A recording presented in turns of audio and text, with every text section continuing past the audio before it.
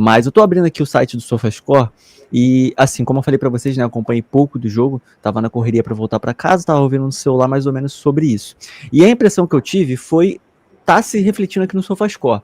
Apesar do jogo ter sido sofrível de ver, né, da parte do Liverpool, o Liverpool até que teve um primeiro tempo bem pressionador, assim, começou com o Sunderland pressionando ali os primeiros 5 minutos, depois deu só Liverpool ali mais ou menos trocando bola no meio campo, tentando conseguir alguma coisa, depois voltou uma pressão do Sunderland um pouco média ali também, só trocando bola no meio campo, e depois dali, da metade do meio tempo para frente, foi só o Liverpool com a bola até a final do primeiro tempo. Lucas, o que você achou aí? Como é que foi aí a questão do que isso, como se reflete aqui no gráfico aqui do tempo? Como é que você diz aí? Uma frase que eu utilizo muito, que é: os números dizem absolutamente tudo, inclusive aquilo que a gente quer que eles digam. Os números são mentirosos, do ponto de vista do que aconteceu no jogo, eles são mentirosos. Por mais que o Liverpool tenha tido um certo ímpeto ofensivo, digamos assim, mais ou menos na metade do primeiro tempo, mas era aquele jogo famoso arame liso. Toque de bola, coordenando os passes, tentando uma jogada aqui, outra ali, o Gakpo errando demais. E por incrível que pareça, as principais jogadas sempre acabam caindo no pé dele e nunca tem conclusão positiva. Eu consigo lembrar de um chute do Wirtz, para ser sincero, um chute fora da área, que fora isso não é como se o Liverpool tivesse dominado o Sunderland ou tivesse sido um time que causou desconforto. Muito pelo contrário, os números podem até aparentar que isso aconteceu, mas a verdade é que foi um jogo bem insosso, para ser sincero. É aquele tipo de jogo que você vê que o time tem a bola, mas falta criatividade, falta ímpeto, não tem um jogador que puxa a responsabilidade. O Vice até tentou, mas também não teve muito êxito. O Salah errando muito. Então, é aquele jogo que você tem a posse, começa a se irritar com os erros de passe bobos e o adversário vai levando o jogo ao seu modo e o tempo vai passando e o time vai ficando desconfortável. Felizmente, já saiu um golzinho no segundo tempo, mas o primeiro tempo foi muito aquém. Chegaram alguns comentários aqui. O nosso amigo Jonatas Silva, né? Teve uma bola na trave do Wirtz, é verdade, bem lembrado pelo Nil, teve uma bola na trave, até esqueci desse lance. Em qual momento?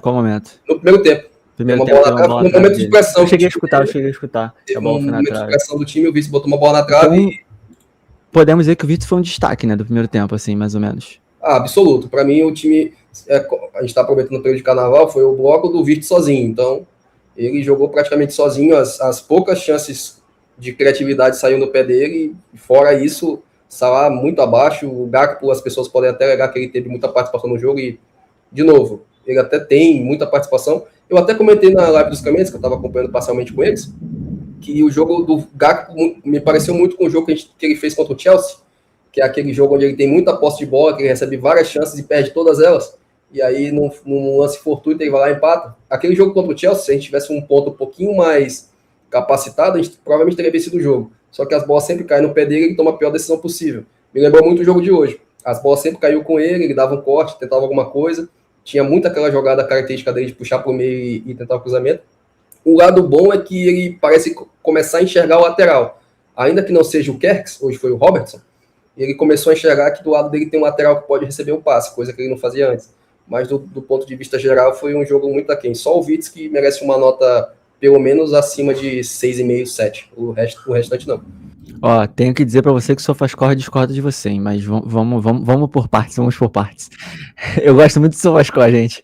Mas enfim, falando aqui um pouco sobre os comentários aqui da live, nosso amigo Ícaro Santos falou uma coisa que realmente eu concordo com ele, tá? E é uma coisa que até que eu pontuei isso com o Lucas há um tempo atrás. Ele falou que ele entende as críticas. Não quer dizer que estou satisfeito com o time, mas o que eu vejo claramente é uma mudança estrondorosa, né, na estrutura do time, com mudança de peças-chave que precisam de adaptação. Isso a gente concorda 100%, tá? É uma coisa que eu falo, eu falo isso com o Lucas direto, ele concorda comigo, de que, cara, e de fato, o meu ponto é, a transição que o Liverpool iria passar com o Slot, né, depois do Klopp, a gente esperava que fosse vir na temporada passada, né? Só que não veio, a gente foi campeão da Premier League, isso é ótimo, maravilhoso. Só que a galera se esqueceu de que ser campeão, o time já estava bom. Não, o time fez uma janela de transferência onde mudou bastante coisa.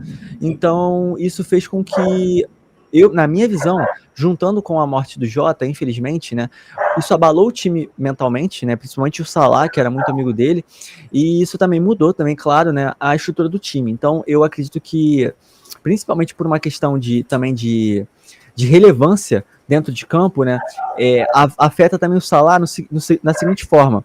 O Wirtz, muitas pessoas estavam dizendo que ele seria a estrela do futuro para a geração do Liverpool, que agora a gente sabe que provavelmente vai ser o Szoboszlai. Mas o Wirtz, ele foi contratado para isso. Ele foi para assumir um protagonismo assim que o Salah sai. Tipo assim, como é que você acha que o time vai reagir a isso? Principalmente um jogador que demorou para adaptar. Então, eu acho que isso também tem que levar em consideração. Concordo contigo, Ícaro. A Alex Soares colocou aqui, sou uma torcedora paciente até. Infelizmente, muito pessimista também. Acho que dei todas as chances para o técnico enquanto estivermos vencendo. Ótimo, mas ainda acho que estamos vencendo apesar dos lotes. O Jonatas comentou aqui, o Wirtz foi o melhor do time, Salah não tá jogando nada. Ih, polêmica, né? Mo está maltratando nossos corações, o Ícaro colocou aqui de novo também, né? Então, gente, é exatamente isso. Eu tinha dito uma vez nesse canal aqui, no primeiro vídeo que eu tinha colocado, de que eu não ia criticar tanto o Salah assim, né? Mas eu não esperava que a temporada do Salah fosse tão abaixo assim, sabe? Não esperava que a temporada do Salah fosse tão abaixo. Né? Então eu vejo que assim não tem como eximir ele de todas as críticas, principalmente depois da polêmica que houve, que para mim mostrou muito um lado do Salah que eu já percebia isso, só que muitos torcedores não percebiam, né? Isso dividiu também um pouco a torcida que ficou do lado do Slot e a torcida que ficou do lado do Salah. E a galera achou que a torcida que ficou do lado do Slot estava passando pano pro treinador, mas não. O Salah só estava errado e ponto. Sem dizer que o treinador estava certo. Só que o Salah estava errado.